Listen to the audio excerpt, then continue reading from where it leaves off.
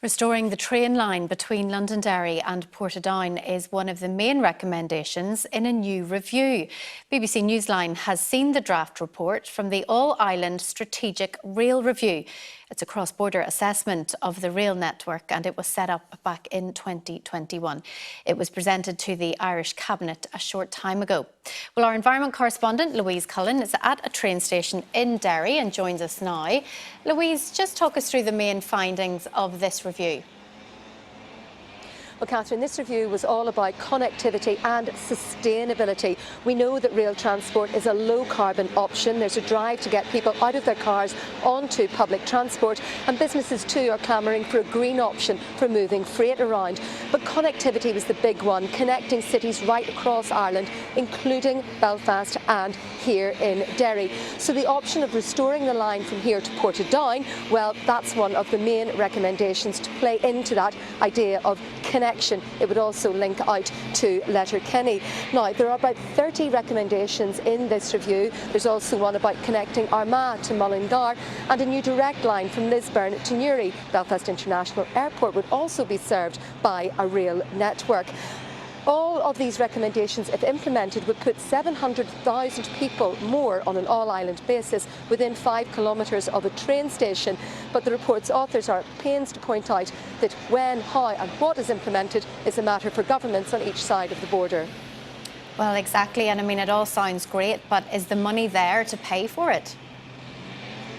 Well, it's an astronomical cost, estimated in today's figures of around £30 billion over the course of probably about 25 years. That takes us to 2050, the net zero goal for both governments in Northern Ireland and the Republic. And it's a lot of money. Northern Ireland would be expected to bear around 25% of that cost. And as we all know, our budget in Northern Ireland is not in good shape, whereas the Republic has a bit of a surplus at the minute, so they have a bit more money to play with. I understand talks have been held between the Dublin Government and the European Investment Bank as well. There will be options being looked at here in Northern Ireland too. And just finally, Louise, and briefly, I mean, what is the time frame on it, all of this? It's about 25 years to meet that 2050 goal. Supporters say it's very feasible. Sceptics, again, point to the finances and also to the pressing need to upgrade our road network as well. I'll have more on BBC Newsline tonight. Louise, thank you. Now, an ambitious plan to improve the rail network on both sides of the border has been published. It's called the All-Ireland Strategic Rail Review, and it's recommending the reopening of the line between Londonderry and Portadown. 100 years ago, as you can see here, railway lines crisscrossed the whole island of Ireland.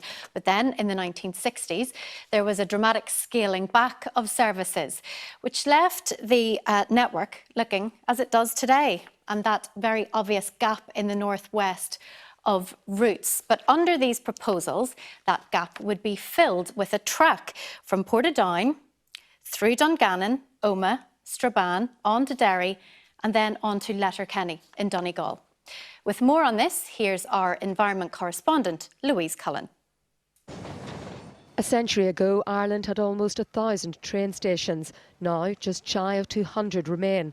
If the recommendations of this first ever all-Ireland review of rail are delivered, this one will be reconnected to Portadown. Connectivity and sustainability are the themes, linking places to improve accessibility and reduce emissions. But can long-closed railway lines really be brought back? I would say Derry-Portadown is very realistic. I would say Derry-Letterkenny as well. The Republic has large budget surpluses, so it could easily open Derry-Letterkenny, preferably tomorrow if it wanted. It has the money to do it. I think the case for Derry-Portadown is very strong. There's talk of 3 million passengers a year, of it being an electrified 125-mile-an-hour railway route on double track. That's all as good as you'll basically get on this island in terms of rail. Connecting these towns, Portadown, Dungannon, Omagh and Strabane, to Derry and through to Letterkenny makes sense, says the Irish Government. The interesting thing, the analysis that was done to back this up, and it was very detailed analysis, shows that it does stack up. It makes real sense. They're all significant towns. They would hugely benefit by being connected by rail. So I'm hopeful, subject to agreement with the Northern Administration, that that line can and will be built. But there is no administration in Stormont. The report's authors are clear. How, where and when the recommendations are delivered is a matter for each government. Whenever the report is finalised, we will be asking the Minister within Northern Ireland, as well as the Minister in the Government in Ireland, to approve that final report. And in the absence of ministers in Northern Ireland at that time, we will look at the Executive Formation Act and see whether the guidance within that allows decisions to be taken. It'll cost about £30 billion to achieve. Northern Ireland will pay about a quarter, and that's over 25 years up to 2050, when both jurisdictions have a legally binding target of reaching net zero emissions. For the former minister who jointly launched the review, it's a chance to rise to a challenge. Well, I think that governments often find themselves firefighting. Here we have an opportunity for a Northern Ireland executive, if it's reformed, to be working in partnership, to be much more strategic and forward-looking, and to be investing in something that will really transform not only our economy but also our environment as well. The destination may be clear, the route there not so much.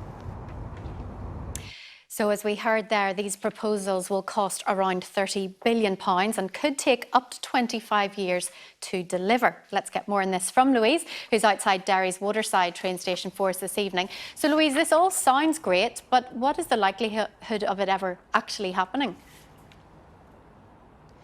Well, Catherine, the train's just pulled out here, the 6:38 to Belfast, not to Portadown. And the likelihood of this happening, well, really, that's the £7.7 billion question. Supporters of this connection to Portadown, they say it's too strategic for Dublin and potentially Brussels to allow it not to happen. Westminster also carried out a connectivity review last year, which found Northern Ireland was lacking. So they say there could be money coming from London as well. And it's not just for this proposal. There are also proposals around connecting Armagh right down to Mullingar, a new line from Lisburn to Newry, and a stop for Belfast International Airport. That's just some of the 30 recommendations contained in this review. But as I say, it's £7.7 billion. And critics point to all the other challenges that Northern Ireland faces: a failing health service, ageing road, water and energy infrastructure. And we know the budget simply isn't there for tackling all of that. We also have very challenging environmental targets, trying to reach net zero by 2050. And this, of course, decarbonising transport could play quite a part in that, powering rail and public transport with renewable energy and getting people out of their cars into public transport. In an ideal world, these changes might have been made years ago. In the current political and financial climate, particularly the political stalemate, they're going to take years, if ever, to achieve. The report will be out, the final report, later this year. Big challenges ahead. Louise Cullen, thank you. Trains in these parts are a thing of the past. In 1965, a railway line through Omagh came to a stop. But now, in the first ever All-Ireland Rail Review, a service between Portadown and Londonderry and on into Donegal, stopping at Dungannon, Omagh and Strabane on the way, has been recommended. If everything that's in it is implemented, it will revolutionise connectivity. We forget a lot of the time in Northern Ireland, overall about a quarter of the population do not have access to a motor vehicle. So we need to give those people an option to get to work, to get to training, to university, to get to other opportunities. So this will completely change life for a lot of people. 30 proposals have been put forward by the Irish Transport Department and the Department for Infrastructure here. The review recommendations would take 25 years and come at a big cost. Around £30 billion is needed. Northern Ireland is expected to come up with £7.7 billion of that. And with no executive, signing all this off could be an issue. In the absence of a Minister for Infrastructure at that time, we will look towards the Executive Formation Act, the legislation, and see if whether decisions can be taken on the basis of that and with the associated guidance. The Rail Review is all about connecting commuters and cities while reducing carbon emissions. The report hopes an extra 700,000 people will live within 3 miles of a station. Rail times could be cut significantly and passenger numbers doubled. For the first time in decades, Omagh would once again be a stop along the track. Firstly, we'll have to get a road network up and running. The infrastructure here in the west has been badly let down. We did speak here in favour for the A5 in the public inquiry here recently, so hopefully that'll reap dividends.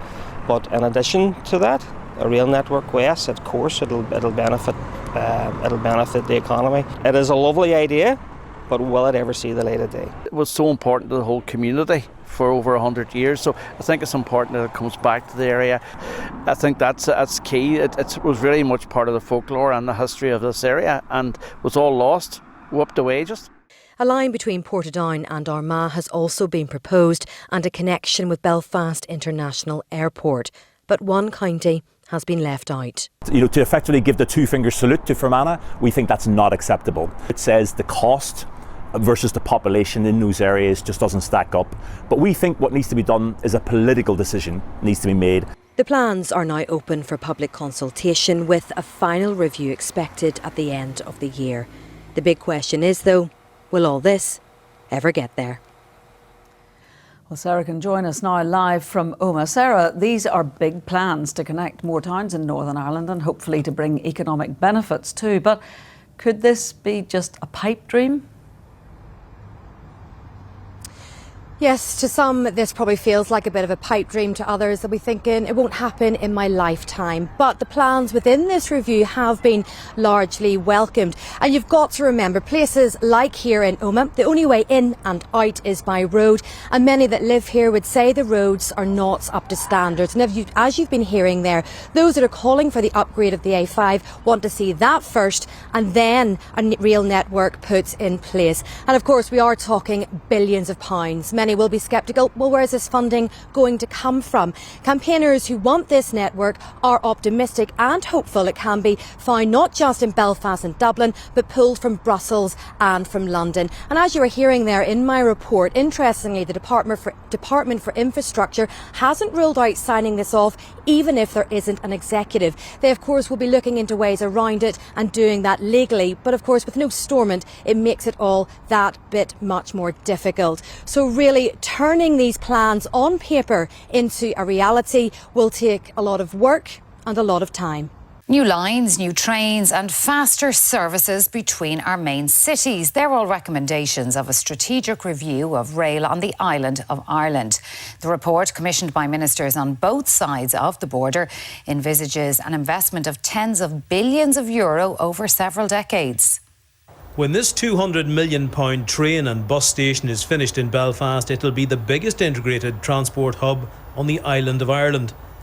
It's an ambitious commitment to public transport, mirrored in the strategic rail report out today.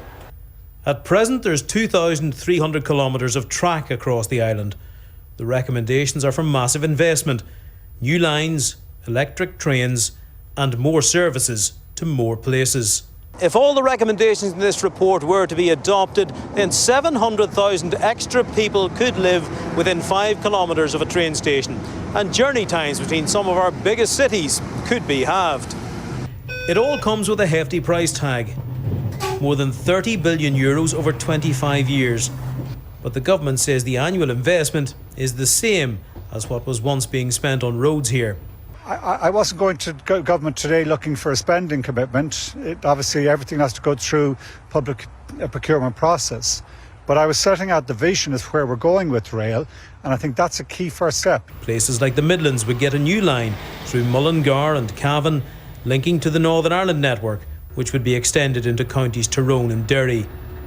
Dublin, Shannon and Belfast international airports would all get rail links, and the North West would benefit from a line running from Derry City to Letterkenny. So for Derry to be getting back some of its previous glory as an important transport hub on the island, that's really key, especially connecting the city to places like Letterkenny, to Limavady and to Strabane, which are its natural hinterlands socially and economically.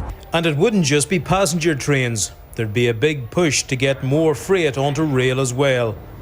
For now, this is a consultation document, but at least it's a plan to work from. Conor McCauley, RTE News, Belfast.